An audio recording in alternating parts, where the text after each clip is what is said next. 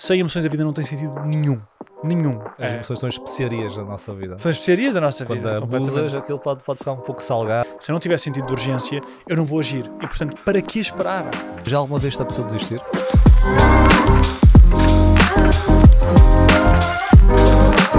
Olá, sejam bem-vindos a mais um episódio do Inteligência Emocional Podcast e hoje estamos aqui com o grande, duplamente grande, tem 1,90m e... quanto, Fred? 6. Enfim, 1,96m, não sei o que é que o Fred anda a comer. Fred Canticastro. Fred, bem-vindo. Muito obrigado. Obrigado aqui pelo Obrigado, convite. Obrigado por teres aceito o convite. Vou fazer a apresentação do Fred, tenho aqui para ler que é aqui muita coisa mesmo assim, eu estive aqui a abreviar.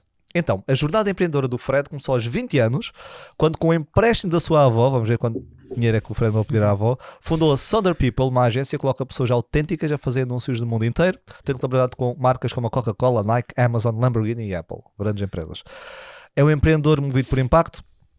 Aliás, vamos falar hoje sobre isso, empreendedorismo. O Fred é hoje o fundador do Seekers e do criador do Life MBA, que eu tenho o prazer de também ser lá professor do teu grande Life MBA, que é um programa altamente disruptivo em que mais de 100 mentores guiam os participantes numa jornada de 1 ano para aprenderem e implementarem as principais estratégias de forma a evoluir em todas as áreas da sua vida, em todas mesmo, muitas áreas. A sua experiência como empreendedor, a sua paixão por empoderar pessoas e a sua expertise em autoliderança e autogestão levaram o Fred a construir uma comunidade de mais de 250 mil seguidores, quando virem o podcast já deve ser mais, nas diversas redes sociais e a ser convidado para falar nas maiores organizações em Portugal. Fred, e resumir. Muito obrigado pela introdução tão generosa. Fred, olha, vou fazer uma pergunta de abertura que faço aos meus convidados sempre. Sim. É um podcast sobre emoções, inteligência emocional.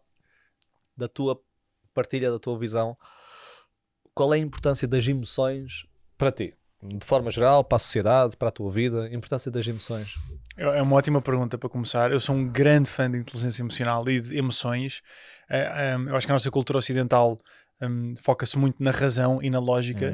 E isso é muito bom, não é? Foi a lógica que nos levou à Lua, mas aquilo que iniciou a vontade de ir à Lua foi uma emoção. E por isso, para mim...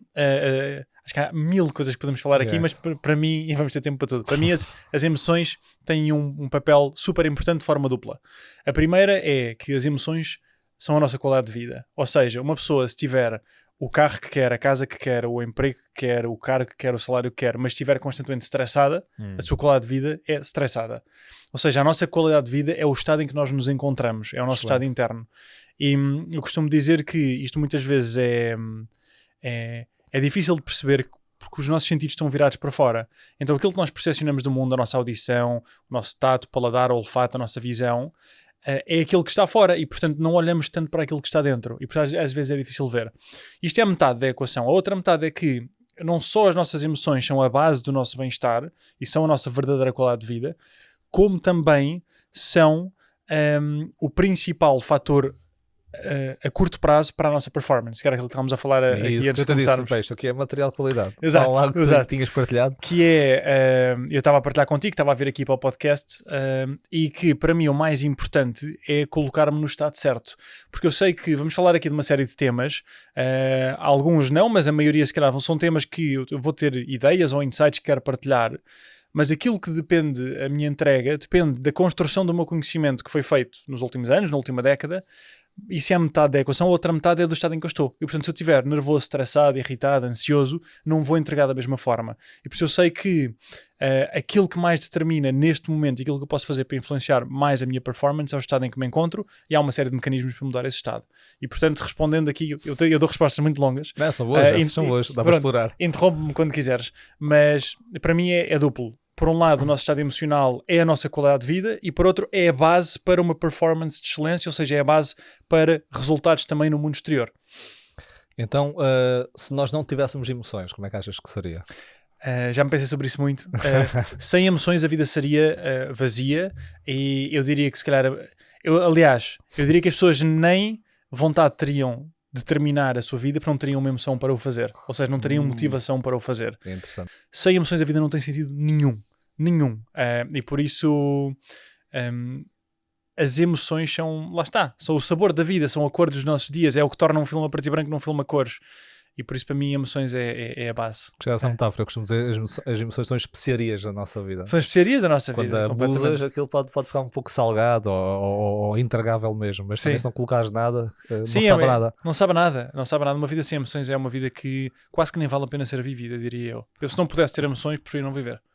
Tu sabes que existe um estado clínico, isto depois é debatível, os fundamentos disto. Anedónia, não é? Anedonia há vários tipos de anedonia, que é a ausência de dor, a ausência de prazer de alguma coisa. Mas aí tem mais a ver com o prazer ou com dores, coisas específicas. Existe outro estado que é a alexithymia. Não conheço. E a alexithymia é um estado clínico ou subclínico em que a pessoa não experiencia emoções ou não consegue pelo menos verbalizar essas emoções. Sim. Mas é mais uma ausência de experiência. E essas pessoas reportam ter até sonhos mecânicos. Estavas a falar da azeitona, não é tanto da azeitona, mas tem sonhos do género. Sonho muito absurdo. Diariamente, com a alexithymia, acordavas e sonhavas que levantavas, abrias o frigorífico, bebias água, fechavas o frigorífico, executavas um procedimento qualquer e ias dormir. Sim. Sonhos completamente mecânicos, acinzentados, etc. E o que é interessante é que, embora essas pessoas não tenham supostamente emoções, ou as emoções como nós sentimos, essas pessoas tendem a cair para estados depressivos, isto é super interessante, e não se conseguem adaptar tão bem aos contextos sociais. Interessante. Não conseguem ler as outras não pessoas, pistas, não conseguem pistas, não conseguem comunicar, não conseguem... E depois, para quê? Comunicar? Então é como tu dizes, ou seja, é mesmo isso, e a ciência mostra que além de perder essa qualidade de vida, tu nem sequer conseguias ter essa vida. Pois, completamente, então completamente.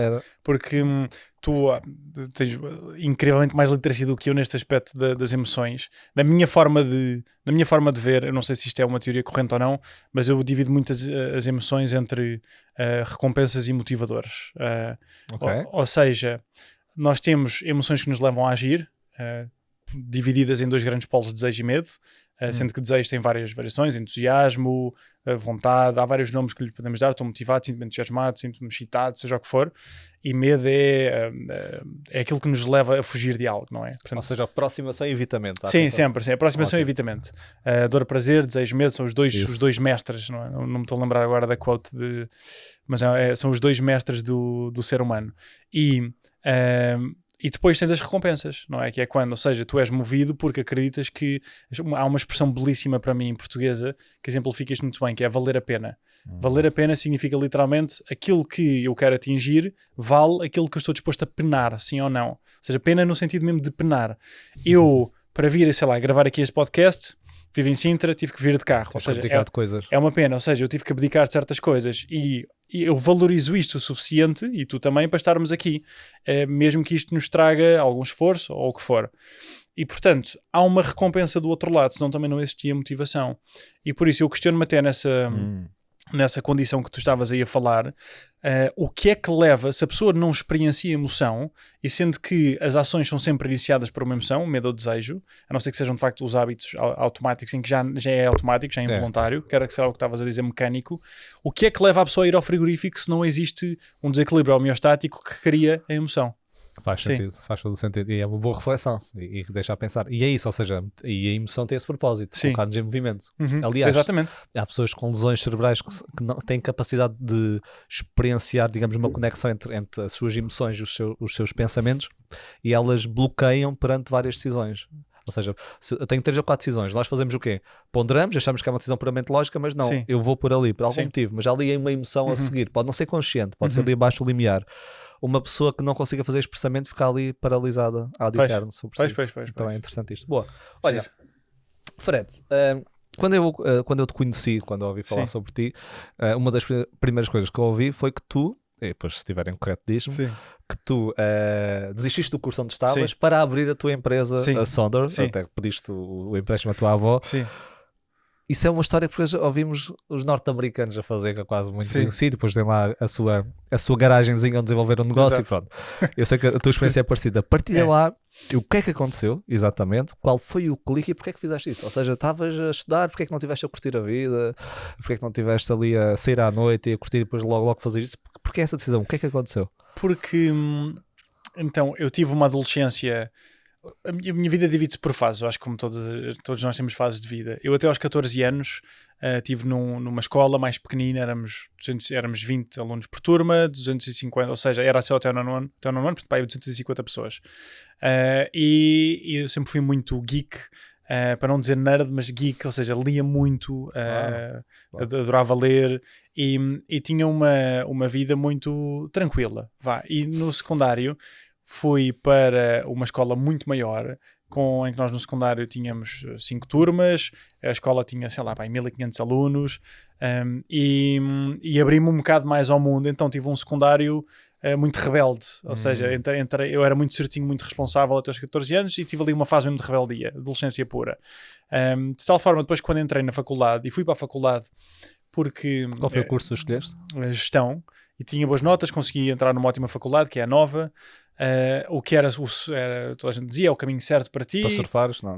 Não, na altura Nova ainda não era em Carcavelos, era em Campolide. Se calhar, olha, se fosse... Exato, se fosse em Carcavelos, se calhar lá estava. Não sei.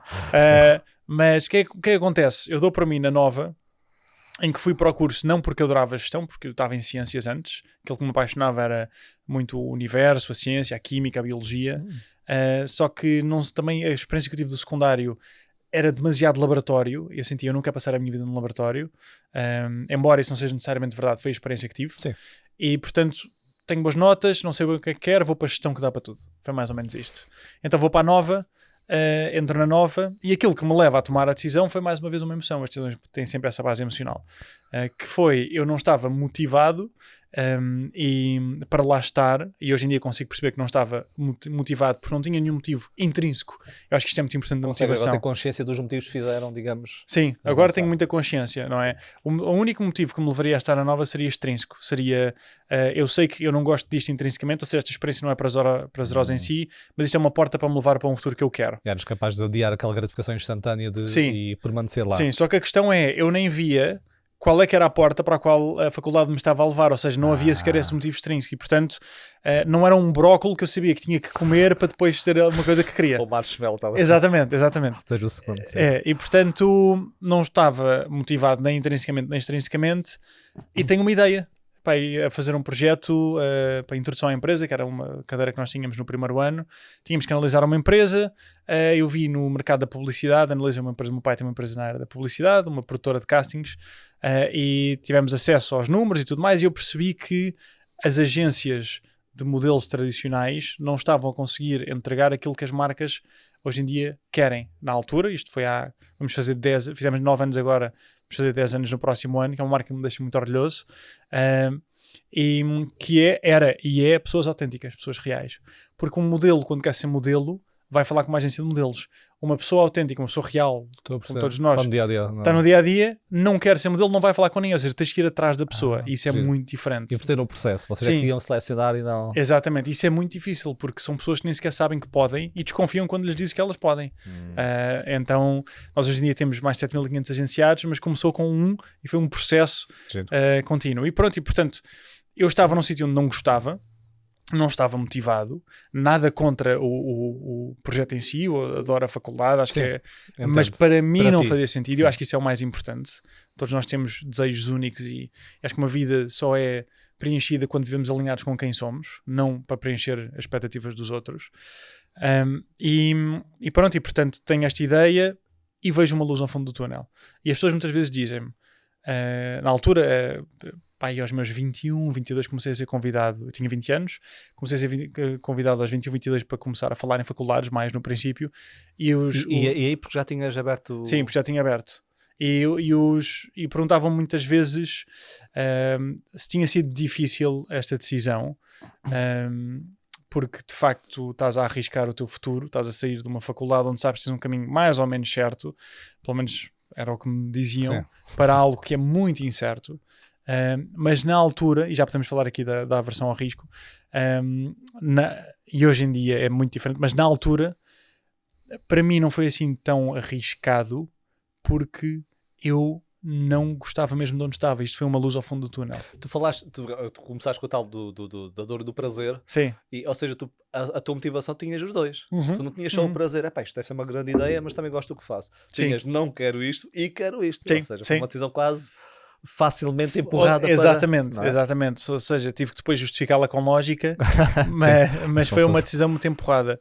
E E eu diria que foi os dois, foi a dor e o prazer. Tu, como sabes, certamente melhor que eu, a dor é um motivador muitas vezes maior que o prazer. E às vezes o prazer, o desejo de prazer não é suficiente para levar a pessoa a agir. Isso. É preciso a pessoa chegar a um sítio onde diz, epá, não estou disposto a tolerar mais isto. No meu caso, eu precisei das duas coisas, porque a dor só não me dava uma solução porque eu não sabia para onde é que ia. Para onde ir. E então tive, ok, está aqui uma porta para a salvação. E foi a melhor coisa que me aconteceu. Isso é muito giro. E há pessoas que dizem assim, podes não saber o que queres, não sei se concordas com esta ideia, mas se souberes o que não queres já é bom. Concordas? Achas que basta saberes o que não queres ou também tens de saber o que queres? Saber o que não queres ajuda-te a eliminar, mas não te dá certezas, dá-te só nessa fase perguntam-me muito também como é que eu descobri que ele me apaixona? O teu propósito, não é? Sim, o teu propósito, E eu digo sempre que há muita coisa que se pode falar aqui, mas a nível de descoberta há dois passos. Um é a fase de explorar, os americanos dizem explore e exploit. Ou seja, uma é a fase de topo de funil, não é? Ou seja, nós estamos a explorar diferentes coisas. Tudo e mais alguma coisa. Sim. E eu costumo dizer que é bom explorar tudo, mesmo aquilo que nós achamos que não gostamos.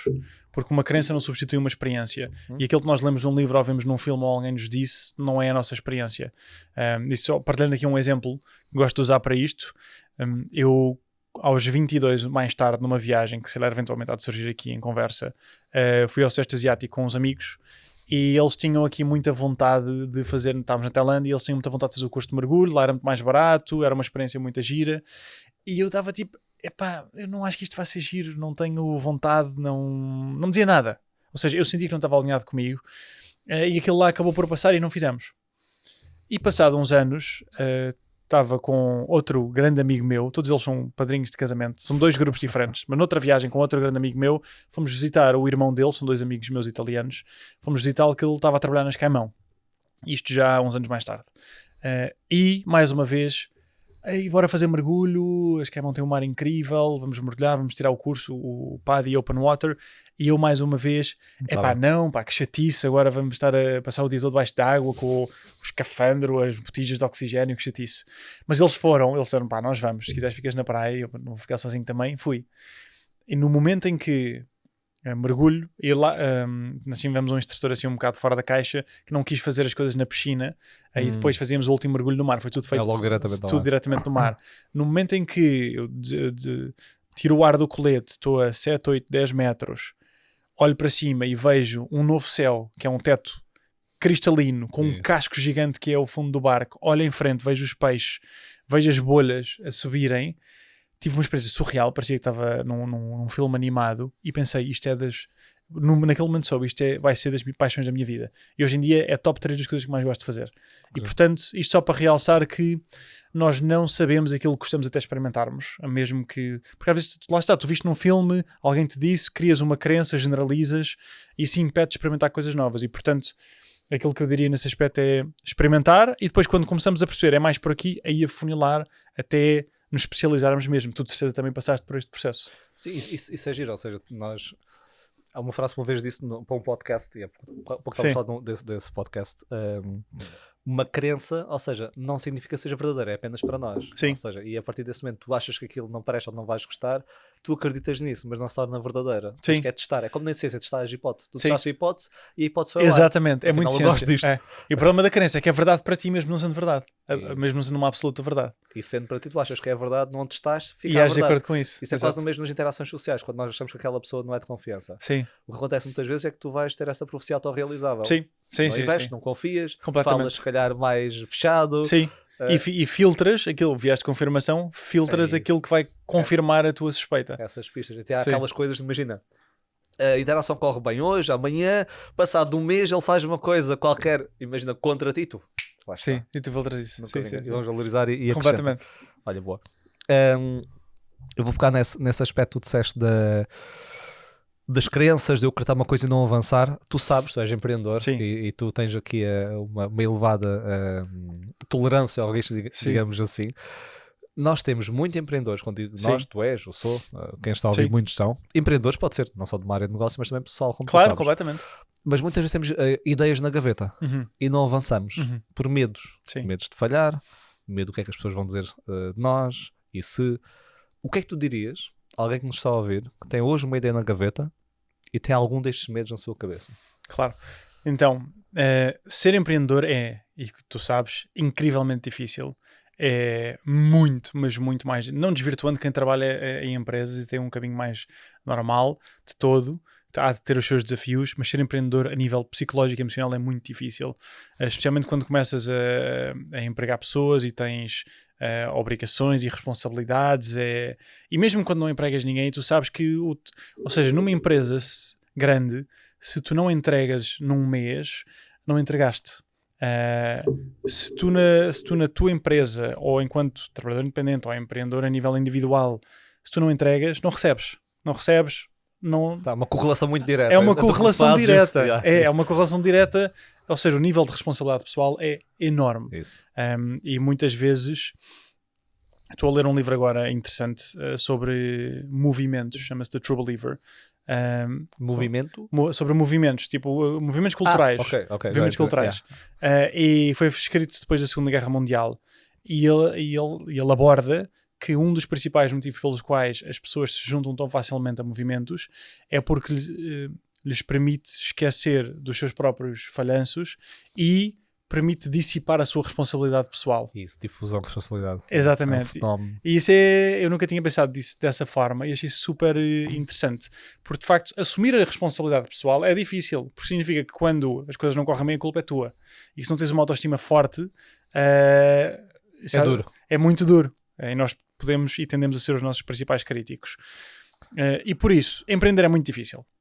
O que é que eu diria? Ou seja, estás ainda a colocar mais medos. Empreendedores, ok. Mas é positivo só para as pessoas terem consciência que é... Imagina, eu não sei mesmo, eu acho que não é para todas as pessoas, porque todos nós, embora todos nós somos treináveis em muitos aspectos, todos nós temos também um temperamento. Sim. E por isso há pessoas mais aversas ao risco e outras menos. E acho que é treinável, mas se calhar só até um certo ponto. Porque ou seja, é difícil. Se vale a pena, vale toda a pena. Como falávamos da expressão de penar há pouco. O que é que eu diria? Eu diria que, em primeiro lugar, uma pessoa que quer empreender é uma pessoa naturalmente otimista, por norma, porque ou seja, alguém que toma a decisão de empreender é alguém que acredita num futuro que não existe. Certo? Ou seja, eu tenho uma ideia de um futuro que eu acredito pode ser real, não existe, eu vou criá-lo. Só isso já é de um otimismo extremo, não é? Eu não tenho os recursos, vou encontrá-los. Isso é fantástico. Esse otimismo deve ser sempre contrabalançado. Uma pessoa que é excessivamente otimista, como eu sou, com mitigação de risco. O otimismo ilusório, como se diz, não é? Exatamente. Acho que tem que sempre existir uma mitigação de risco. Por exemplo, é muito sabido que eu saí da faculdade para começar a Sonder. Não se sabe tanto que eu congelei a matrícula na faculdade para, se não corresse bem, podia voltar. Ou seja... Tinhas um plano B? Sempre. Às vezes há quem defenda que... Eu vou perguntar isso, a tua visão sobre isso. Plano A, plano B, só deves ter plano A, queimar todas as pontes, a tal história, não é? Sim. E siga para bingo, ou é ou não é, ou morres na praia, ou ganhas, ou ter um plano B. Nem sempre dá para ter um plano B, sempre possível, eu acho que nós devemos procurar mitigar risco. Ok. Ou seja... Sempre que nós temos que pensar em todas as possibilidades. Um plano à linha. Para sim, ou seja, eu vou lançar este é o meu plano, mas e se isto falhar? Ou seja, eu acredito muito num conceito que se chama de pré-autópsia. Pré-autópsia? Pré-autópsia. Gosto de expressão. Isto é a expressão, eu li isto em inglês, eles chamam-lhe pre-mortem, que é a tradução, a pré-autópsia. Que é, em vez de o projeto falhar, eu vou fazer uma autópsia para perceber o que é que correu mal, eu vou imaginar que passou um ano desde que comecei e vou tentar e que falhou. E vou perceber o que é que pode ter corrido mal. Imagina, uma empresa. Será que era o produto que não era bom o suficiente? Será que eu me dediquei demasiado tempo ao produto e depois não o consegui comunicar e vender? Será que eu até consegui fazer isto, mas depois não consegui ter uma estrutura interna organizada e a minha contabilidade começou a falhar e desorganizei-me? Quais é que são as potenciais áreas de erro? E tu queres prevenir esses erros antecipadamente. Pronto, isso é já aqui uma boa parte do processo. Para quem quiser pesquisar, há uma metodologia para isto que o Tim Ferriss desenhou, chamado Fear Setting. Não sei se já ouviste falar. Tim Ferriss sei que é, mas nunca ouvi essa metodologia. Ele tem uma TED Talk, 10, 15 minutos. Fear Setting, ou seja, ele diz que em vez de definirmos os nossos objetivos, setting goals, devemos definir os nossos medos para os desbloquear. Pronto, e eu adaptei estes exercícios em certas coisas que faço também.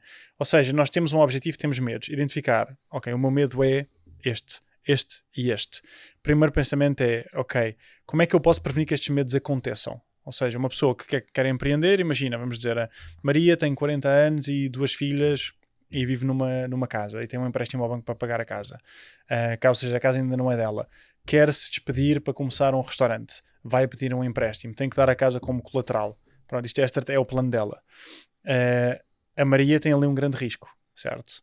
E por um lado há uma série de coisas que ela pode fazer para prevenir que falhe, ou seja, tem que solidificar o seu plano, é esta pré-autópsia que estamos a falar. Por outro, e isto é uma outra pergunta a fazer, é, ok, imagina mesmo que isto falhou. Imagina que tudo o que tu fizeste estava ao teu alcance, falhou. Quais é que são os riscos? E isto é importante as pessoas pensarem bem. Quais é que são os riscos? O risco é, falha, eu não tenho dinheiro para pagar um empréstimo ao banco, ficam-me com a casa, deixo de ter casa para as minhas 2 filhas. Okay? Como é que eu posso mitigar este risco? Se calhar, em vez de pedir um empréstimo ao banco, posso ir encontrar um investidor ou um sócio que tenha dinheiro para investir comigo. Ou seja, que formas é que eu tenho de garantir que este risco não vai acontecer? Ser empreendedor requer uma certa dose de loucura, porque tu não consegues mitigar todos os riscos. Isso. Certo? Ou seja, onde tu consegues, tu mitigas. Onde tu não consegues, siga para bingo e é arriscar. Ou seja, há uma grande dose de risco. Mas os empreendedores bem-sucedidos, o Richard Branson tem aqui um grande exemplo, não sei se conhece a história da mitigação de risco que ele fez com a Virgin. Sim, com os aviões. Ou seja, foi algo do género, não quero estar aqui a dizer a história errada, mas é algo muito semelhante a isto.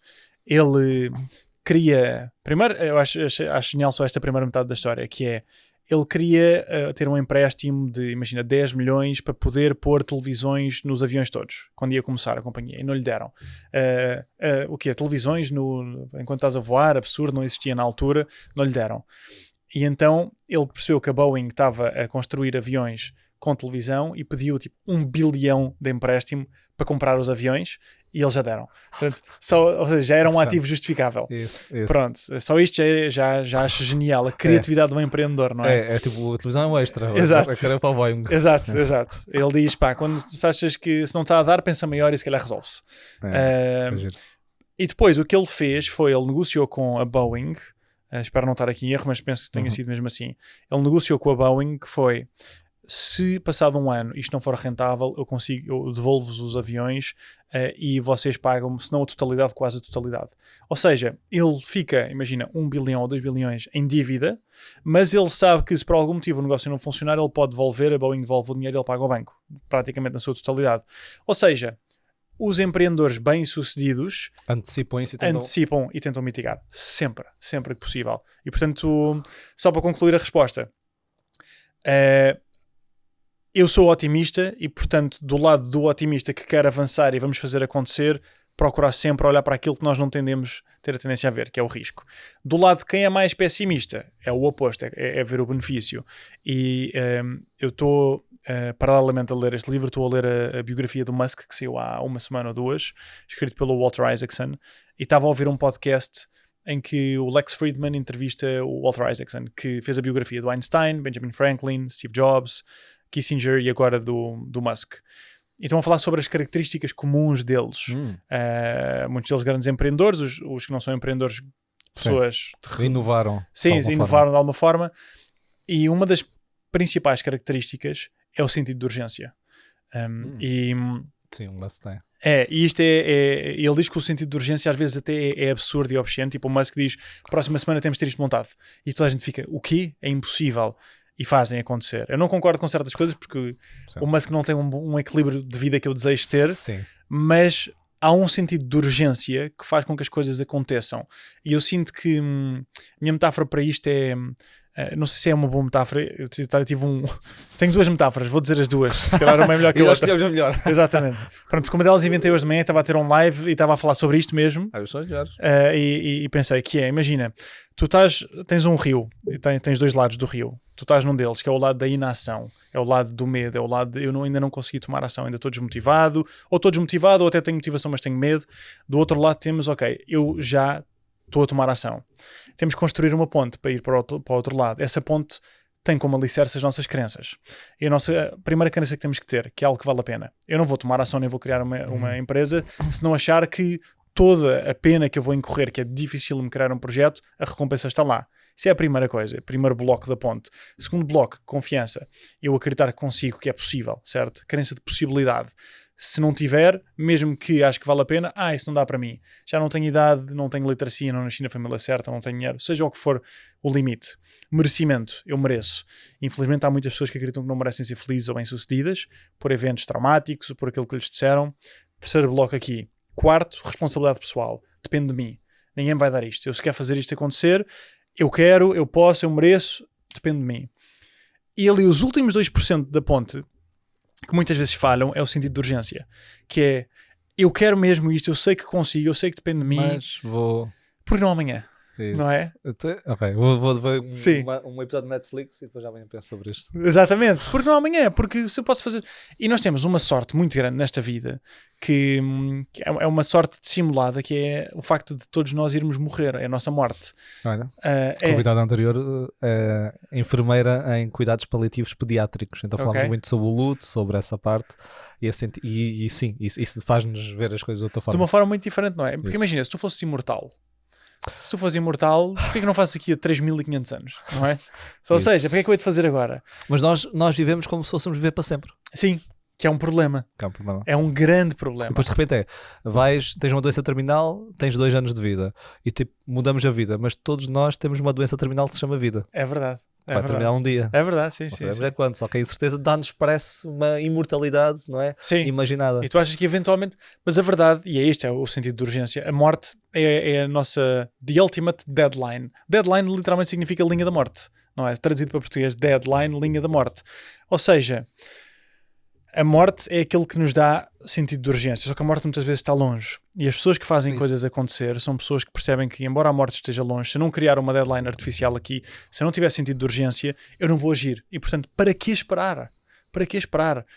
Queremos ter o timing certo, queremos ter um bom plano e tudo mais. Mas se aquilo que nos está a bloquear é eu posso fazer amanhã, isto vale para uma empresa, vale para uma mudança de forma física, vale para um divórcio, vale para começar uma relação, vale para tudo o que seja uma mudança na vida da pessoa, para que esperar? Isso, olha, tenho que apontar aqui as coisas que estás a falar. Estás-me aqui a puxar por várias ideias. Pois, eu sei, desculpa. Não, isso é fantástico. Por exemplo, tu agora, falando desta última, os estoicos, eu gosto muito dos estoicos, a filosofia estoica, eles tinham uma técnica, não sei se já ouviste falar, que é a visualização negativa. Sim, sim, contraste, sim. Ou seja, vamos supor, eu tenho um filho, tem 1 ano e 20 meses, que é o Pedro, e o que é que acontece? Por exemplo, a pessoa está hoje a sair rapidamente para vir para cá, tinha que estar cá às 9 e pouco, hoje vai ser uma agenda sempre preenchida, então a minha esposa despachou, imagina, dou um beijinho e vão embora. Sim. Ou nem dou um beijinho, claro que dei, mas imagina que vão embora. Sim. E depois acontece alguma coisa. Sim. Então a visualização negativa é eu imaginar mesmo que ele hoje tem um acidente de carro e parte. Isso, a pessoa diz, isso é super duro. Mas isso faz trazer esse deadline para agora. Sim, e agora de repente eu vou... se isso acontecesse e pode acontecer, tu vais sentir arrependimento de não teres feito este 100%. Tipo. Então eles visualizando de forma negativa, ou seja, a morte está aqui hoje, pode acontecer, é como tu disseste, os relacionamentos deles, eles melhoravam os relacionamentos porque aproveitavam mais. Gosto muito desse conceito. É a visualização negativa disseste. Não uso com a frequência que deveria, mas vou começar a usar mais depois deste podcast. Eu pontualmente utilizo, também não utilizo sempre, mas de vez em quando, que é verdade, porque nunca sabes. É uma incerteza brutal. E há pouco estávamos a falar aqui em off, ali o Pedro que está ali do outro lado, não é? Sim. Do amigo do Pedro, que estava a andar de bicicleta um dia normal, que ele fazia como sempre, caiu uma queda, um traumatismo craniano e teve em coma 18 dias, por exemplo, depois teve que fazer fisioterapia e podia ter ficado por ali. Sim. E agora também já vi as coisas de forma diferente. Trouxe essa temporalidade para hoje. E eu, a partir de hoje, estava a sair de casa, a trazer-me um bocadinho e a minha mulher ia para uma reunião também. Aí estava atrasada. E eu digo-lhe sempre drive safe, conduz com cuidado. Quase tenho é quase como uma superstição que se não disser pode lhe acontecer alguma coisa. É uma estupidez, mas prefiro não o dizer. Eu vinha no carro, antes de pôr as músicas que me estava a falar para me pôr em estado, vinha e estava a pensar, e se lhe acontecesse alguma coisa? E é um pensamento... Isso. Eu não tenho muitos medos, ou os medos que tenho, por norma, ressignifico-os rapidamente, ou arranjo uma forma de lhes dar a volta. Este é um medo que me aparece muito, que é a coisa que é mais importante da minha vida, que é a minha mulher, o meu valor mais elevado, se calhar, se lhe acontece alguma coisa. E isto obriga-me sempre a repensar como é que eu me despedi dela, não é? Como é que dei-lhe um beijinho. Isso é visualização negativa. É a visualização negativa. Mas eu faço isto bastante com ela. Mas de resto, vou com ela e quando ela vai para algum sítio. Sim, ou seja, relembro-me, será que estou a fazer as coisas bem? Será que estou a... Porque lá está, eu tenho uma avó que tem um cancro terminal e que há de partir em breve.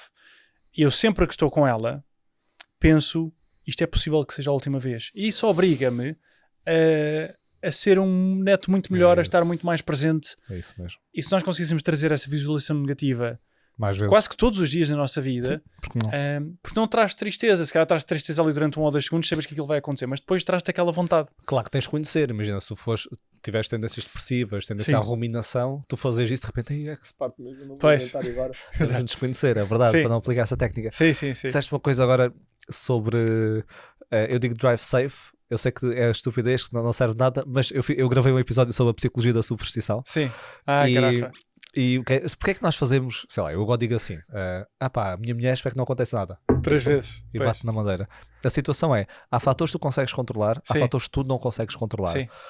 E tu ao bateres 3 vezes na mesa, ou dizes drive safe, tu tentas ganhar controle sobre o incontrolável. Claro. E tu sentes melhor com isso, tu puxaste um bocado o controle para ti. Nós sabes, não precisamos de certeza a ambiguidade. Então é bom para ti, para o teu estado emocional. Sim. Em termos de outcome... O outcome obviamente não influencia.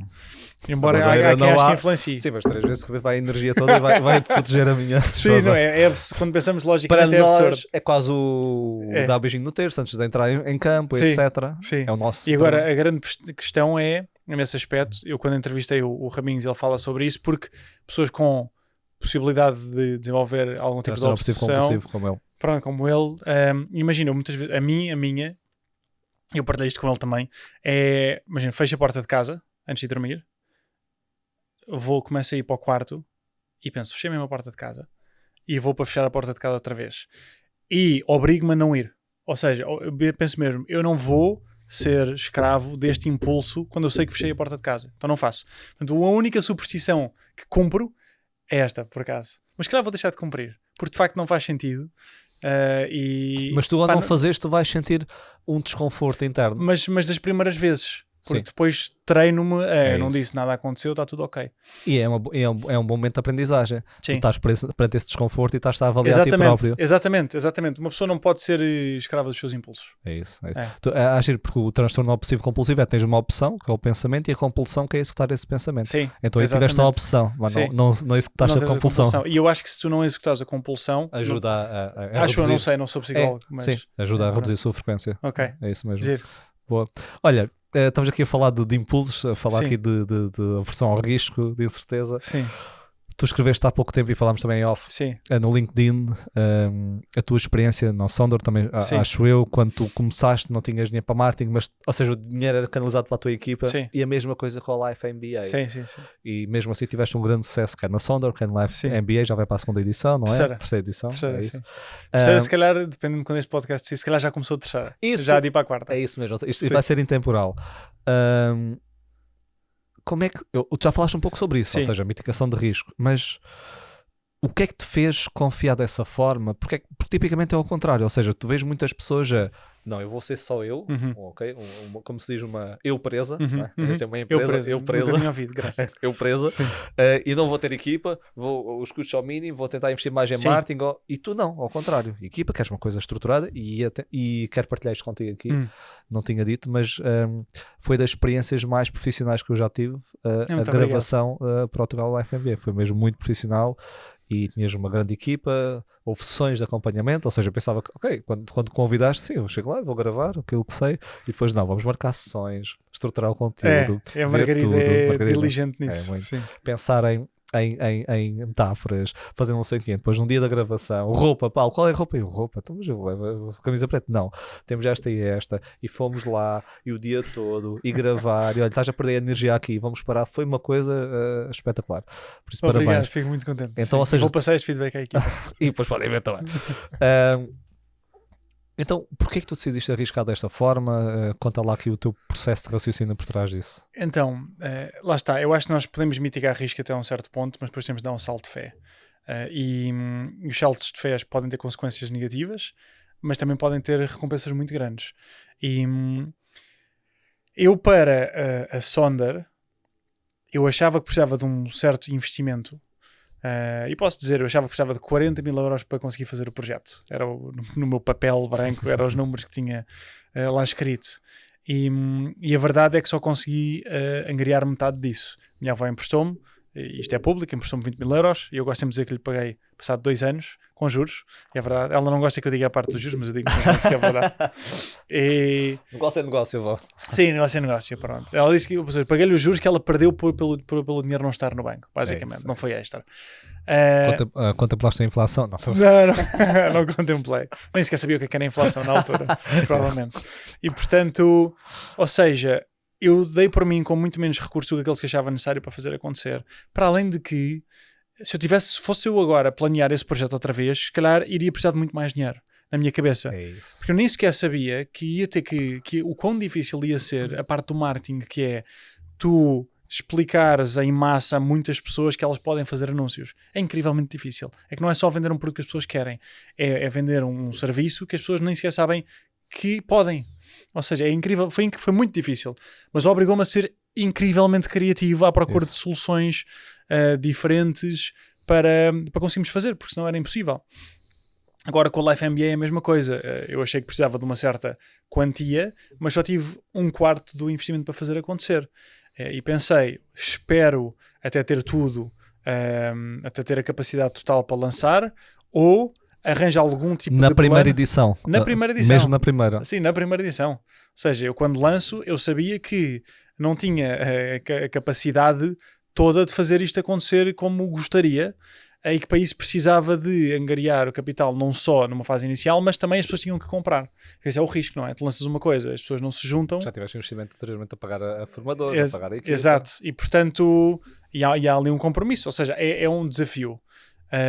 Eu procuro sempre mitigar o risco e não vale a pena entrar aqui a detalhe, mas havia vários planos e várias hipóteses. Se isto não funcionar, como é que fazemos? E se isto não funcionar, como é que fazemos? Se isto não funcionar, como é que fazemos? Ou seja, tenho até à última hipótese tudo planeado para garantir que se as coisas não correrem como eu espero, que há uma solução. Mas às vezes chega um momento em que tens que arriscar. E portanto lancei, e eu acho mesmo que e o projeto está a correr bastante bem, está longe ainda de chegar ao nível que quero, a nível de exposição e número de alunos, porque isto também são temas novos em Portugal. Eu sinto que estamos aqui, estou com a inteligência emocional, professores nossos na literacia financeira e noutros temas, cada um está um bocadinho aqui na sua na jornada para tornar o tema mais acessível, não é? Porque cada um quer aqui influenciar a literacia de um tema. Nós temos a educação para a vida como o tema, ou seja, em que entram todos estes temas. Como estavas a dizer há pouco, é um currículo muito completo, são 5 grandes áreas da vida, são 50 disciplinas, uma delas é a inteligência emocional, que é dada por ti. São 50 disciplinas. São 50 disciplinas, imagina. Só em Qual é assim a mais, vou dizer estranha, Sim. no sentido que não é tão, se calhar, comum ou tão falada? Que a que gera mais curiosidade, que as pessoas quase que soltam um riso, temos uma disciplina que é animais de estimação.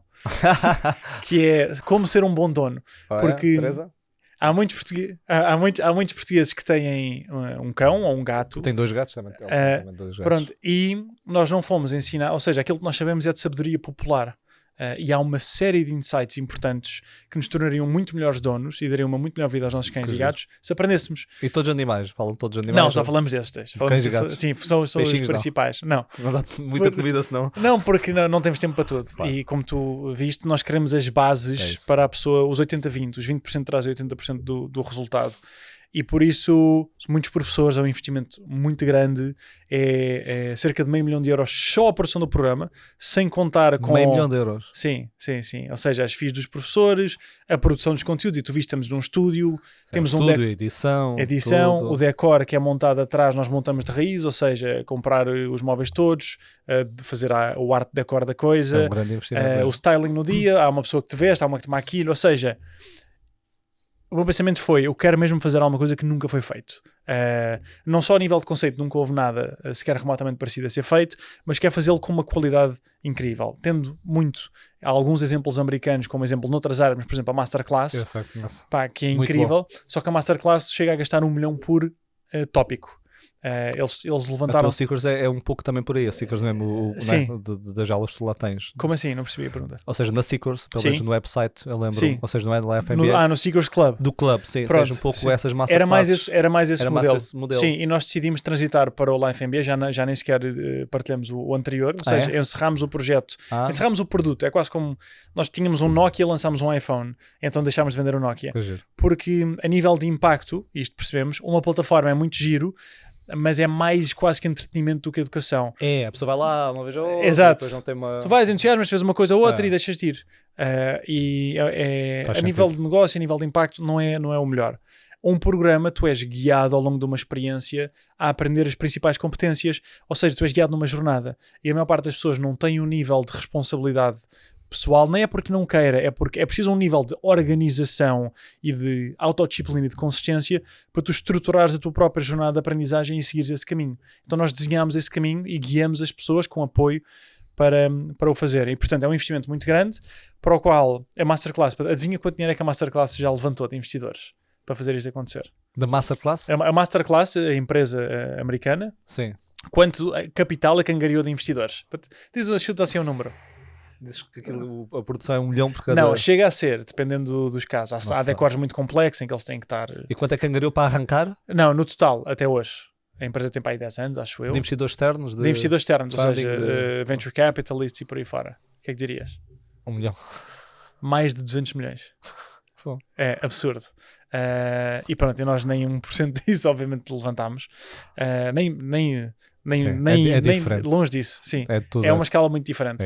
Mas pronto, ou seja, nós queríamos produzir conteúdos com uma ótima qualidade, não tendo esse orçamento, com o risco de não termos capital suficiente para fazer isto acontecer, não temos dinheiro para investir em marketing, porque o dinheiro que nós angariamos vai todo canalizado para a produção dos conteúdos, porque queremos impacto e queremos os melhores conteúdos, os melhores professores e por aí fora.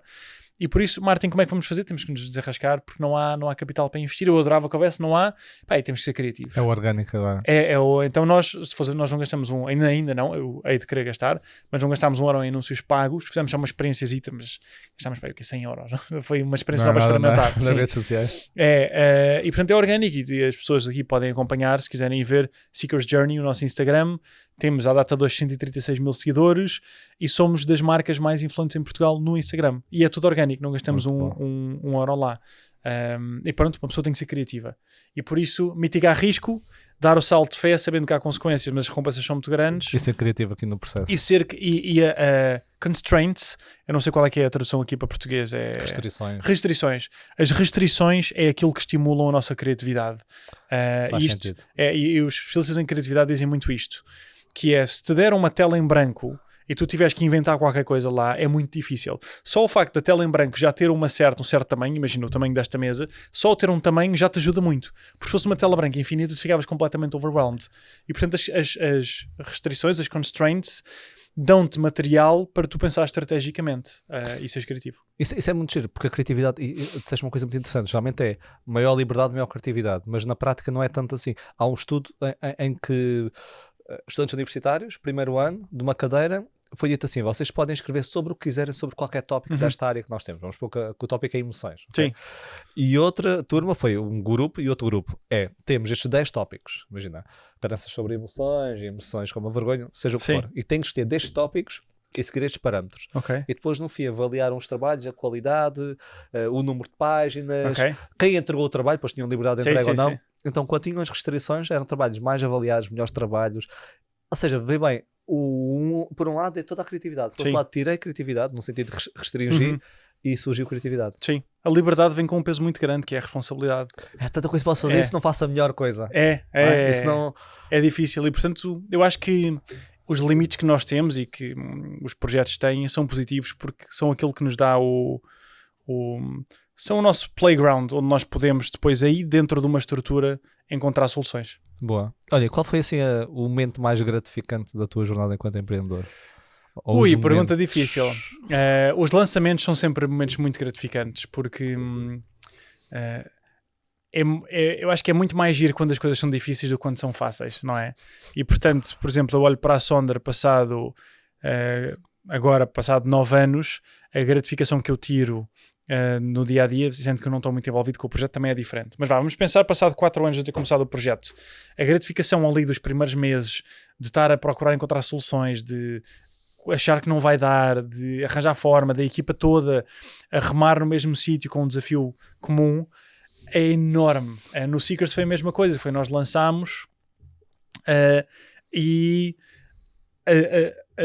a loucura que é tu lançares um projeto e ainda por cima lançámos no Altice Arena para muitas pessoas. Com a primeira Cristina Talk. Sim, e isso foi uma constraint, para mim foi muito positiva, que é eu podia ter adiado o lançamento mais tempo, para ter mais tempo para angariar capital, certo? Ou seja, eu podia estamos a gravar isto em final de setembro, ou seja, outubro quase de 2023, eu lancei em janeiro. Podia estar só a lançar agora, se calhar tinha angariado mais capital, tinha tido mais tempo para fazer os conteúdos, seria muito melhor nesse aspecto.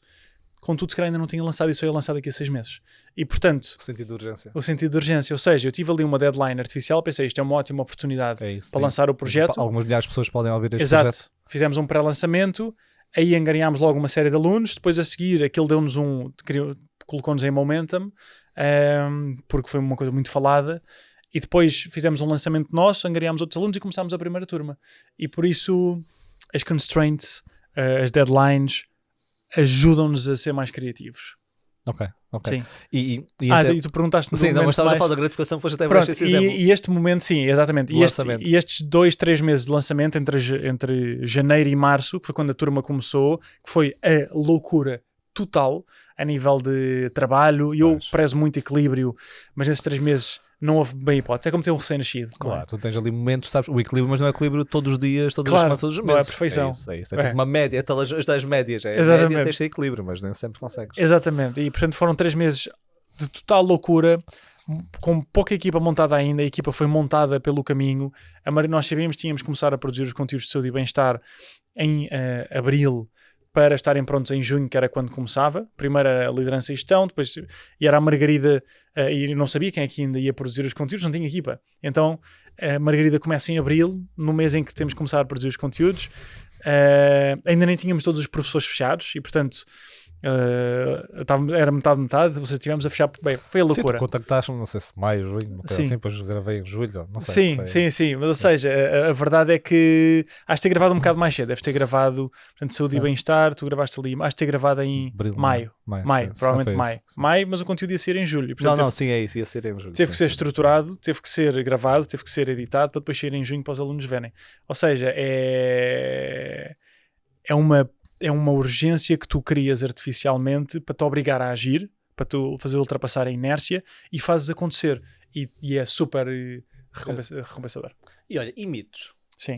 Tu, enquanto empreendedor, há mitos sobretudo sobre inteligência emocional, sim, sobre emoções. Na tua área, os maiores mitos, 2 ou 3 que tu ouças falar e gostasses de desmistificar? A mitos de empreendedorismo. Posso abordar essa expressão de, por exemplo, crenças limitadoras que levam as pessoas a não empreender, que são mitos. É preciso muito dinheiro para começar. Isso não é verdade. Há sempre forma. Eu, se não tivesse tido os 20 mil euros, eu tinha encontrado outra forma, não tenho dúvida. Uma parte de mim arrepende-se de ter dito isto em público, porque vem logo... Ter dito o quê? Isso tu disseste agora? Não, ou seja, eu disse... ter dito que arranjaste 8 mil euros da tua avó. Sim. Por causa daqueles discursos de... O que acontece? Se eu tivesse, também tinha montado. Como sim, é óbvio, como se fosse só isso o único fator. De... Claro, quase que apetece dizer, então, olha, toma e faz. Porque de facto, nós quando não estamos a ter algum resultado e vemos alguém a ter... E se não tivermos a autoestima bem construída, se temos, encorajamos, e nos Estados Unidos é completamente diferente. Como é que fizeste? Quero aprender contigo. Cá é atacar, porque se atacarmos não nos sentimos tão mal connosco próprios, pelo nosso falhanço. Ou seja, o sucesso do outro é o nosso falhanço. Isto para mim, é absurdo e erradíssimo. E portanto, se eu não tivesse tido os 20 mil, assim como eu achava que precisava de 40 mil, encontrei forma de fazer o resto. Se não tivesse tido, ia encontrar outra forma qualquer. E portanto... Tony Robbins tem uma frase que eu gosto muito para isto, que é "The lack of resources is never the reason." Ou seja, a falta de recursos nunca é o motivo. It's a lack of resourcefulness. Ou seja, é a falta de nós termos a capacidade de encontrar os recursos quando não os temos sequer. E por isso, com dinheiro é muito mais fácil. Eu, se tivesse mais dinheiro para começar o Life MBA ou a Sonder, teria sido tudo muito mais fácil. Mas digo-te já, eu não sei até que ponto é que não foi melhor ter começado com menos dinheiro, porque obrigou-me... Estás constrained, não é? Obrigou-me mesmo a encontrar recursos. E, portanto, isto aqui é um mito. Um outro mito é que tens que levantar dinheiro de venture capitalists para seres bem sucedido. Deixa-me dizer aqui um outro mito que estava aqui a pensar enquanto estava a falar. Há um mito que é bom falar aqui, que é: nem todas as empresas precisam de ser startups, muito menos precisam de ser startups que vão um dia ser unicórnios. Às vezes as pessoas ficam presas porque eu quero ser empreendedor, mas que ideia é que vai chegar a 1 bilhão de pessoas e vai gerar 1 bilhão de euros, e uma startup que vai levantar 200 milhões de investimento de capital de risco. Isto não é verdade. 99% das empresas não são assim, nem é suposto serem assim.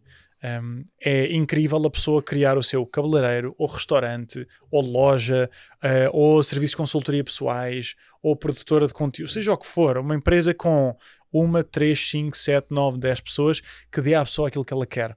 Quando alguém quer empreender, a pessoa tem mesmo que se perguntar porquê. O que é que eu quero? Eu tenho uma paixão que quero manifestar e vou ser um empreendedor movido por paixão. Há um tópico, por exemplo, para ti, inteligência emocional, é uma paixão e eu quero encontrar uma forma de divulgar isto às pessoas. Quero empreender porque quer ter mais liberdade geográfica, ou liberdade financeira, ou liberdade de tempo. Quer empreender porque tem um problema que quer resolver, que é o meu caso agora no Seekers. Não era na Sonder, é agora no Seekers. Que é, parte educacional. Exatamente, há um problema que precisa de ser resolvido e eu quero resolver esse problema. Qual é que é o motivo que leva a pessoa a fazê-lo? E nós temos muito numa narrativa, aquilo que se celebra nos jornais é: Startup X levantou 5 milhões, Startup Y levantou 15 milhões, Startup não sei o quê. E a verdade é que isso cria muitas vezes, especialmente nos jovens empreendedores, as pessoas com 18, 19, 20, 21, que pensam em ser empreendedores: o país tem que ter uma ideia megalómana que vai mudar o mundo. Não. Cria o melhor croissant da tua rua, que é um negócio que começou e que depois eventualmente até tem mais, mas até pode ser, ou seja, pode ser uma boutique, pode ser qualquer coisa que faça com que os valores que a pessoa quer preencher sejam preenchidos. Isso é o mais importante, a autoconsciência. Gostei. E fez sentido? Fez, e esses motivos, fez muito, e esses motivos, é como tu dizes, não temos um motivo forte, seja, não sabe porque é que nos guia, também mais facilmente vamos desistir. Sim. Houve um inquérito em que questionaram várias pessoas que abriram um negócio no primeiro dia. Okay? Vais lá registrar o teu negócio, chegava para ti e perguntava-te: qual é que achas que é a probabilidade do teu negócio falhar? Quase todas as pessoas disseram 0%. E sabes que os negócios falham, não é? Nos primeiros 5 anos. Sim, acho que é 96% a 10 anos. Só 4 em 100 é que sobrevivem. Ou seja, mas quase todas as pessoas, porque é uma coisa um pouco irrealista. E muitas, porque tanto não sabem mitigar o risco, como tu já falaste, ou mesmo também não sei quais são os meus motivos, e depois há uma dificuldade qualquer, eu vou desistir rapidamente. Então acho que isso é preciso estar aqui solidificado. Sim, a maioria das pessoas acha que está acima da média na maior parte das coisas. É o efeito. Se toda a gente estivesse em cima da média, não havia, a média era mais elevada, não é? Esse fenómeno é muito giro. Olha, e já alguma vez tu és uma pessoa, quem te ouve e quem te conhece, empreendedora, entusiasta, o risco para ti tu mitigas, seja mesmo um traço da tua personalidade, do teu temperamento, ou seja, uma coisa que tu desconstróis cognitivamente, mas já alguma vez te apeteceu desistir? Até hoje? Se já me apeteceu desistir, já tive... Eu acho que nunca me apeteceu desistir. Há momentos em que uma pessoa às vezes pensa: porquê que eu me estou a meter nisto tudo? Isso é diferente, é aí tanto trabalho. Mas no género, sei lá, perante uma dificuldade que apareceu, nunca me apareceu. Já fiquei, já achei que ia falir na Sonder, especialmente no princípio.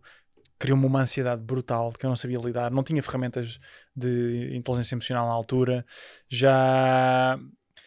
Mas nunca pensei em desistir, nunca.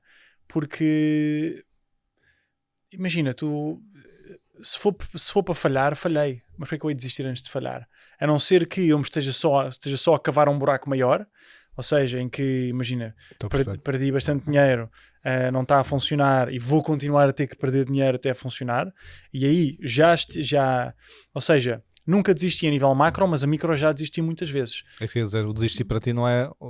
Há quem fala nunca desista, persevera sempre, mas por vezes o desistir quer dizer que não é lógico continuar neste caminho. É isso, é tomar uma decisão estratégica. Por exemplo, nós entramos em Barcelona com a Sonder e entramos numa altura... Ou seja, eu tinha uma grande visão para a Sonder, que era ser uma agência na Europa, achava que conseguia fazer aquilo em mais cidades. e eventualmente apercebo-me, tenho uma experiência, uma epifania, em que... uma epifania, assim, parece uma coisa muito mística, mas não foi. Estava a refletir, um dia depois de vir de viagem com a minha, hoje em dia mulher, na altura namorada, estamos a voltar de Roma, e eu estou a escrever a resposta a uma pergunta que foi... Porque eu na altura eu não tinha investimento, eu já tinha devolvido o dinheiro à minha avó, e ia levantar capital para fazer este projeto, porque era um projeto que ia requerer mais recursos. E estava-me a criar uma tensão muito grande, porque eu sabia que se levantasse capital ia ter que ficar preso àquilo muito tempo, porque eu tinha que dar retorno aos investidores. 7, 10 anos ou até mais. E estava com uma tensão grande de será que é isto que eu quero? Será que não quero estar aqui? Eu quero, mas por outro lado não quero. E fiz uma pergunta que mudou a minha vida, que foi, é mesmo este o problema que eu quero dedicar os próximos 10 anos da minha vida a resolver? Porque trabalhar e empreender é resolver problemas. É por isso que nos pagam, de certa forma, certo? Uma pessoa paga por um jantar, ou paga por uma sessão com o psicólogo, ou paga por, sei lá, um carro, porque está de alguma forma a preencher uma necessidade ou resolver um problema seu. Portanto, todos nós trabalhamos para resolver problemas dos outros. É por isto que recebemos. A questão é que o problema é que nos queremos dedicar a resolver, e para mim não era aquilo. Para mim era aquilo que estou a fazer agora. Na altura não tinha palavras para descrever, mas é a educação para a vida. É ajudar as pessoas a desenvolver os recursos internos que lhes permitam depois criar a vida que realmente desejam viver. Hoje em dia já tenho essas palavras, mas na altura não tinha. Pronto, e foi um processo de autodescoberta grande, mas isto levou-me aqui num caminho em que eu estava, por um lado, com uma equipa prestes a entrar em Barcelona. Os investidores, eu disse que não ia avançar, mas por outro lado eu comecei mentalmente, emocionalmente a ir noutra direção. E há ali passado um ano, Barcelona estava ainda no seu processo de descolagem, em que as coisas já estávamos a faturar, ainda não era lucrativo, e eu tomei a decisão de deixar Barcelona. Interromper aquela operação lá. E voltando atrás, ou seja, pensando, eu às vezes pergunto-me, será que fiz a decisão certa? Porque se eu tivesse continuado, eu sei que eventualmente aquilo teria resultado, tínhamos uma equipa muito boa, e agora traria-me um retorno muito maior que eu podia utilizar para a minha vida, para os projetos e por aí fora. Mas, na altura, ou seja, eu desisti, entre aspas, de Barcelona, porque foi uma decisão estratégica, porque achei que o meu coração não está lá e a probabilidade disto funcionar sem o meu coração estar lá é bastante mais reduzida. E, portanto, mais vale mitigar, mais vale parar aqui as perdas. E por isso, quando nós temos um porquê grande, um motivo grande, nós não... Deixa-me só partilhar isto contigo, acho que pode ser interessante, para dar aqui mais um... Esta minha avó, que falei, que tem cancro terminal. Foi a que te financiou? Sim, foi a mesma que me financiou. E eu estou a fazer uma coisa, não sei se ela já terá partido quando ser este podcast, mas estou a fazer uma coisa muito gira, que gravei um documentário com ela, em que fomos lá à casa e coloquei a contar a história de vida dela para a câmara, porque um dia gostava que os meus filhos a conhecessem, os meus netos a conhecessem, porque ela foi uma pessoa importante para mim. E estávamos a gravar, e depois ela disse-lhe que era para mostrar aos filhos e netos, e depois gravei os meus tios e os meus primos e disse-lhes que era para lhes mostrar a ela, mas vou montar tudo, ainda não está feito, vou montar tudo, ou seja, ela disse que era surpresa para eles e a eles disse que era surpresa para ela, e vou montar tudo no mesmo documentário, para ter tipo uma história. Fez sentido, não? Fez todo sentido. E apresentar, queres apresentar a eles também? Todos, sim, eu quero. Em conjunto? Sim, todos ao mesmo tempo. Esse pronto, é aqui a ideia, para ser uma surpresa para os dois. E a minha avó teve uma vida muito difícil. A inteligência emocional é um tema central na vida da minha avó, porque a história de vida da minha avó eu acho que as pessoas antigamente tinham histórias de vida muito mais difíceis, acho que é geral, nós temos muito mais facilidades, mas a minha avó teve 5 filhos. O marido descobriu que o marido a traía com outra mulher e abandonou-a basicamente quando a mais velha tinha 5 anos e o mais novo tinha 10 meses, portanto tinha 5 filhos, não tinha dinheiro para os sustentar, ele não contribuía, teve que se desenrascar. O meu pai lembra-se. Ela era doméstica na altura, não é? Okay? Então, era doméstica a tua avó? Sim. Ele trabalhava no exército na altura, com as guerras de Angola e por aí fora, e basicamente desertou e deixou-a sem nada. E ela tinha 5 filhos. E o meu pai lembra-se de ser miúdo e de ver às 4 da manhã a fazer bonecas de tecido para vender, para ter dinheiro para eles. E eventualmente, história maluca, mas falando de empreendedorismo, minha avó é uma empreendedora espetacular. Conheceu um espanhol qualquer que vendia solas de sapato, moldes para solas de sapato, e ela ficou representante em Portugal e ia para o norte de carro, e na altura não havia autoestradas, 6, 7 horas para ir negociar com os industriais. Diz que viu imensa bandidagem, imenso... ela não tem a maior estima por certas fábricas e certas pessoas, mas pronto, começou a empreender, construiu a empresa dela, depois dos sapatos começou uma empresa de têxtil, tinha roupa para bebés, tornou-se uma empreendedora, ficou super bem na vida mesmo. Quando eu nasci, ela estava bem na vida. E quando eu lhe perguntei, minha avó tratou por Mami, ela é belga, então é avó em francês, Mami, ou Winnie, que é o nome dela, a empresa chamava-se Winnie Baby, que eram as roupas para bebés. Perguntei-lhe o que é que a fez ser bem sucedida, ou seja, conseguiu fazer uma coisa que a maioria das pessoas querem e não consegue. Quais é que foram os fatores de ser para a procura dos princípios? E ela pensou e disse só os meus filhos. Ou seja, o motivo. E de facto o motivo é mesmo 95% da coisa. Se o motivo for forte o suficiente, a pessoa vai encontrar respostas. Entre os filhos não terem dinheiro para comer, e um dos meus tios disse que acha que o que a mãe fez, a minha avó fez, foi hercúleo, e que ela podia perfeitamente ter dito, pá, eu não tenho capacidade de só ficar com 2 e os outros 3 vou ter que os dar. Mas não, ela decidiu ficar com os 5, e entre os filhos não terem nada para comer ou ela encontrar forma, ela não tinha opção. E portanto, aquilo que tu falaste de queimar... E o resourcefulness, estavas a falar também. Exatamente. Ou seja, ela não tinha dinheiro, não foi pedir. Não havia apoio. Ela encontrou forma. E portanto, a resourcefulness que nós falávamos vem... Sentido de urgência e vários fatores. Exatamente. Que, não é? Sentido de urgência era diário. Ou seja, tens vários fatores que compila para o sucesso dela. Pronto, mas tudo isso é ancorado numa coisa que é o motivo. Ou seja, um motivo, e quando é um motivo que nos transcende, é um motivo muito mais forte. Sim. Quando são filhos ou uma causa. E há quem estude isso também. Ou seja, o tipo de motivo, se é mais intrínseco interno, eu quero ser o melhor nisto, ou para um terceiro. Sim. Isso move muito mais. Isso está estudado, que move mais? Sim. Pois, sim, move. Concordo. É isso. Boa. Gostei. Olha, Fred, está espetacular a conversa. Vamos falar aqui agora, emoções especificamente, a tua visão. Se tu tivesses de descartar uma emoção da vida das pessoas, da sociedade... Que graça. Ótima pergunta. Qual é que seria e porquê? Ou seja, embora todas tenham as suas funções, tu és obrigado a escolher uma, com todas as consequências que podem vir daí. Qual é que era e porquê? Eu já por acaso fizeram essa pergunta. Eu tenho um primo que é humorista e que me fez essa pergunta. E portanto, ou seja, tenho sorte, já pensei um bocadinho no assunto. E aquele que ele disse que escolhia era também se calhar que eu escolhia, que é a insegurança. Porquê? Por 2 motivos. Número 1, porque a insegurança é aquele que impede as pessoas muitas vezes de fazerem aquilo que querem e de atingir os seus objetivos. Mas por outro, pelo lado do amor. Porque a insegurança é o maior gerador de ódio que existe, e de inveja, e de... Ou seja, uma pessoa que esteja bem consigo própria não odeia, não inveja, não quer o mal. E portanto, o que eu retiraria seria aquela insegurança que nos leva a não querer assumir a responsabilidade, que nos leva a querer...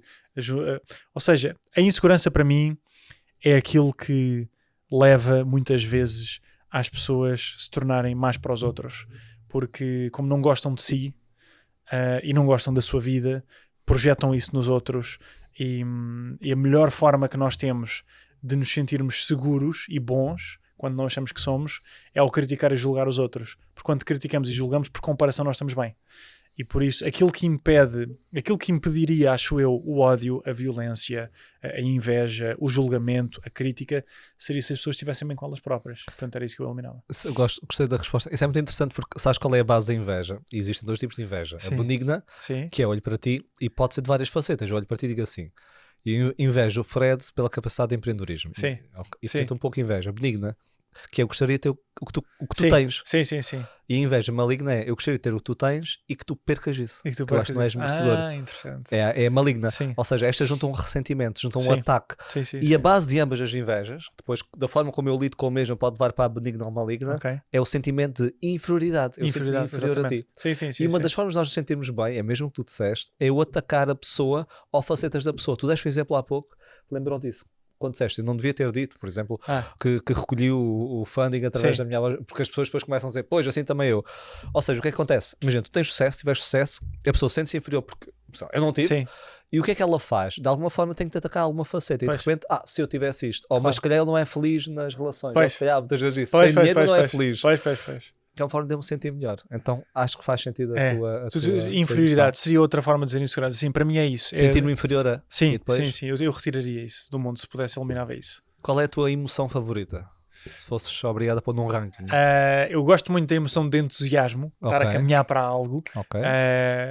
Gosto muito da emoção de progresso, de sentir que passado algum tempo de estar é difícil, não dá, e do nada acontece e parece que as coisas entram em flow durante algum tempo e há uma boa notícia e aquilo conseguiu e não sei o quê, e é aquela sensação de... Ou seja, isto é realização, progresso é mais é algo que acontece comportamental, mais objetivo, está a progredir, tu sentes que está a progredir, então sentes-te realizado por o teu feito. Sim, estou a perceber. É uma realização, mas sabendo que existem mais etapas pela frente, mas sim, eu gosto das duas, gosto da realização. E o entusiasmo é... Sim, gosto do entusiasmo, que é... saber que algo vem, algo vem. Gosto do progresso, que é sentir que as coisas estão a progredir, e gosto da realização também de, porra, consegui isto, nem acredito que consegui. Mas a que eu gosto mais, mesmo, é a de alegria de viver. É a que eu gosto mais, que é... E a mim acontece-me... O Maslow falava sobre isto na teoria dele, na pirâmide dele, e ele diz que há certos momentos em que nós parece que recebemos qualquer coisa, temos uma descarga qualquer, e nos sentimos em uníssono com a vida, num flow, numa alegria interior. Há momentos espontâneos na minha vida onde senti isto, não é um estado presente de todo, é o estado que os iluminados dizem que sentem regularmente, Buda e Eckhart Tolle e as pessoas que dizem que estão aí, sempre, que é um estado em que tu tens uma alegria, uma euforia interna por estar vivo. E isso, a mim, só me aconteceu espontaneamente. Já tive estados muito elevados que eu gosto muito, mas esse estado, que parece que é uma catarse emocional qualquer, vem-me em momentos, não sei, e não me aconteceu muitas vezes, mas isso é um estado de... Sim, é tipo um conjunto de fatores naquele momento e ficas super maravilhado, estás a fazer o que fazes e seres quem és. Do nada tudo se torna mágico, assim, durante uns segundos. Mas depois desaparece. Dura uns segundos ou umas horas, depois desaparece. Mas quero mais. Sim, depois tu queres mais, não é? Olha, é um desafio. Última questão, aqui fora do âmbito das emoções, eu gosto sempre que partilhem o vosso conhecimento e tu lês muito. Sim. Recomenda lá aqui um livro para as pessoas lerem. Não precisa ser o que mais te impactou, mas um livro que achas que queiras deixar aqui. Um livro que me ajudou muito da minha inteligência emocional, para fazer aqui o ângulo, que é o da Brené Brown, The Gift of Imperfection. Que é, não sei, a arte da imperfeição, acho que é a tradução, porque ela fala de um conceito. O livro é um género de, ao contrário do Daring Greatly, que acho que é o poder da vulnerabilidade em português, que foi aquilo que a tornou mais conhecida. Este aqui são tipo 10 ou 12 conceitos que ela explora. Um deles é a alegria de viver, foi esta expressão joie de vivre que ela fala, acho que é dos egípcios ou dos gregos, acho que é egípcios, que é o kairos, que é o nome que eles dão, que não é felicidade. Felicidade é quando as coisas correm bem. A alegria de viver está lá mesmo quando as coisas não correm. Mas há uma coisa em particular que é... Eu sou uma pessoa que gosta muito de coisas grandes experiências. Imagina, saltar de bungee jumping de um helicóptero num vulcão ativo, sabes? Ou seja, são coisas assim que, imagina, eu penso que lá não é possível, é absurdo, mas fascina-me. É tipo, esta experiência incrível, ou ir à lua, ou coisas assim meio absurdas. Gosto muito disto. E às vezes, eu li este livro há 4 ou 5 anos, os pequenos momentos escapam-me, porque estou à procura das grandes experiências, exatamente, das coisas muito grandes. E ela diz isto de uma forma belíssima no livro, que eu não hei de conseguir replicar aqui, mas a metáfora que me vem à cabeça a nível visual é tu veres a luz a passar pelas persianas e é tu teres a capacidade de aproveitar ali aqueles momentozinhos. E isso para mim é um ensinamento brutal. A pessoa encontrar alegria nas coisas mais mundanas. E eu, cada vez que a minha carreira e os meus projetos têm progredido e tenho tido a sorte cada vez mais de conhecer pessoas mais bem-sucedidas, e não existe uma correlação entre sucesso e felicidade. Eu pelo menos não a encontrei ainda. Aliás, se eu tivesse que adivinhar alguma correlação... sucesso... Profissional, não sucesso na vida. Não existe uma correlação entre sucesso profissional e a pessoa sentir-se viva e plena e alegre e bem disposta. Se eu tivesse que dizer, até diria que é o contrário. Quase que existe uma correlação inversa, porque as pessoas bem-sucedidas muitas vezes são pessoas muito insatisfeitas e que usam a sua insatisfação como combustível para atingirem aquilo que querem. e estão sempre insatisfeitas, nunca é suficiente, não estão satisfeitos. Steve Jobs era isto, Steve Jobs via-se que era uma pessoa claramente infeliz. O Musk também não me parece uma pessoa de todo feliz. E essa insatisfação permanente, por um lado, também faz as pessoas moverem-se a querer mais, sim, não estão satisfeitas com o que exatamente. Por outro lado, pode levar a esse lado corrosivo da vida, não é? Claro que a pessoa não encontra magia no dia-a-dia. É isso mesmo. E portanto... É equilibrar, é difícil. E portanto para mim eu admiro muito mais uma pessoa mais comum, que trabalhe num sítio mais comum, a receber um salário mais comum, mas que encontra magia no dia-a-dia. Quando tu falas com ela, vês um brilho nos olhos e os teus olhos brilham só de falar com a pessoa. Admiro muito mais essa pessoa do que uma pessoa que seja CEO de uma empresa com uma grande casa e um grande salário. Geralmente eu termino com a questão do livro e encerro, mas agora... Desculpa. não, está ótimo. Como é que tu fazes isso? Tu vês que és uma pessoa permanentemente insatisfeita, pelo menos estou a ler-te dessa forma, mas ao mesmo tempo vês que queres ter tens a necessidade ou queres, por algum motivo, arranjar o equilíbrio e aproveitar esses pequenos momentos, essa luz entre... Como é que tu equilibras estes dois polos? É difícil, eu digo-te, a pergunta para mim é a $1 billion question, que é uma pergunta que eu ainda não tenho uma resposta, que é, nós falámos há pouco das emoções, ou a forma como eu as classifico, emoções que te motivam, os motivadores e as recompensas. E a verdade é que aquilo que te motiva não é uma recompensa em si, é o entusiasmo, é a vontade, pode ser pelo medo ou pelo desejo, insatisfação, aqui isto ainda não está como eu gostava, eu vou reconfigurar a realidade para se ajustar àquilo que eu gostava que fosse. E isto obriga-te necessariamente a vir de uma posição de escassez, de as coisas não estão como eu gostaria que elas estivessem. Do outro lado, tu tens a perspectiva da gratidão, que é as coisas estão plenas como estão mesmo. Que não tenha o suficiente, exatamente, valoriza aquilo que já tens. Ou seja, isto é antagónico. Sabes? A minha pergunta é antagónico. É antagónico e, portanto, eu ainda não encontrei a forma perfeita de lidar com isto. É uma pergunta que eu adorava responder. Também estava a ver dessa resposta. Exato.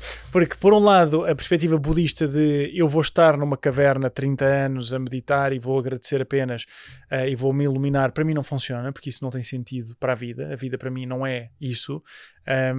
Por outro, também estar constantemente também não dá, ou seja, tem que haver um equilíbrio. A forma como eu o faço pessoalmente é na minha semana ideal, que é um conceito de liderança e gestão de vida, que é, tu tens 168 horas na tua semana e queres orçamentar o teu tempo para perceber como é que vais alocar cada hora, para garantir que tens um equilíbrio.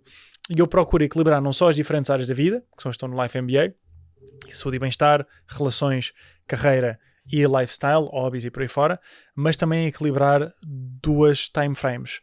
Por um lado, criar a vida que quer viver.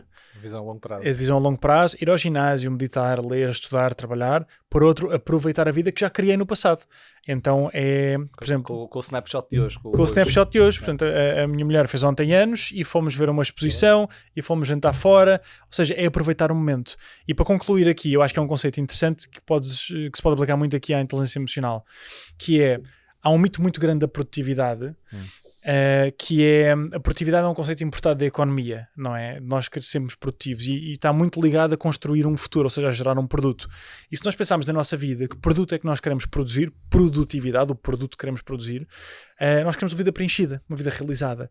E as pessoas muitas vezes sentem-se culpadas porque não estão a ouvir o podcast ou não estão a ler e apetece-lhes ver uma série de Netflix. E se ver uma série de Netflix não é produtivo, dar um mergulho no mar não é produtivo, ouvir música não é produtivo. Produtivo é construir o futuro. E eu diria que uma pessoa que queira ser produtiva na sua vida, metade da equação é construir o futuro, para criar um futuro melhor, a outra metade é aproveitar o presente. Porque se nós estivermos sempre a construir o futuro, as probabilidades são que quando esse futuro chegar, vamos estar a construir outro futuro qualquer. E por isso, aproveitar os momentos é ser produtivo. Dar um mergulho no mar é ser produtivo se aquilo que tu queres é uma vida preenchida e realizada. Eu estou em casa e digo assim, devia estar a ouvir um podcast, mas quero ver série Netflix. Ok, eu vou ser produtivo para a minha vida de hoje. Então, exatamente. Série, estou ali a curtir. Exatamente, Okay, é isso. Sim. E tens de saber equilibrar os dois. Há pessoas que vão muito para um lado, há outras que vão muito para o outro. Depois é a subjetividade do equilíbrio. Sim. Sim. Ótimo. Adorei todo um tema. Fred, olha, obrigado por teres aceito aqui o convite. Gostei muito aqui da tua partida. Obrigado, eu. Espero que tenha sido útil aqui para quem está a ouvir ou a ver. De certeza que foi. Então, obrigado por estarem desse lado e este foi mais um episódio do Inteligência Emocional Podcast com o Fred Candicastro. Até ao próximo episódio. Tchau.